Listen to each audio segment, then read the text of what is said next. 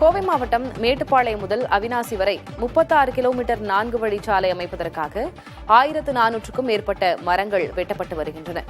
250 கோடி ரூபாய் மதிப்பில் மாநில நெடுஞ்சாலைத்துறை மேற்கொள்ளும் சாலை பணிக்கான பழமையான பல பெரிய மரங்கள் அறுவை இயந்திரங்கள் மூலம் அகற்றப்பட்டு வருகின்றன. இந்நிலையில் வெட்டப்படும் மரங்களுக்கு பதிலாக 10 மடங்கு மரங்கள் நட்டு பராமரிக்க வேண்டும் என்ற விதி இருப்பினும் அது நடைமுறைப்படுத்தப்படுவது இல்லை என சமூக ஆர்வலர்கள் குற்றம் சாட்டுகின்றனர்.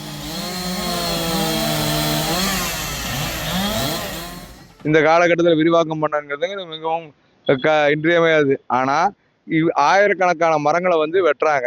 வெட்டுறப்போ கோர்ட் உத்தரவு என்ன சொல்லியிருக்கு, ஒரு மரத்தை வெட்டினா 10 மரத்தை நட்டுறோம்னு சொல்லியிருக்குது.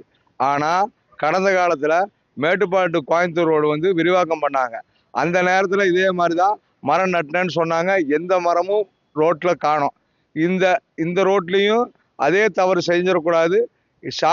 மரம் வெட்டுற வேகத்தை மரம் நடுறதுலையும் நெடுஞ்சாலைத்துறை பார்த்துக்கணும்.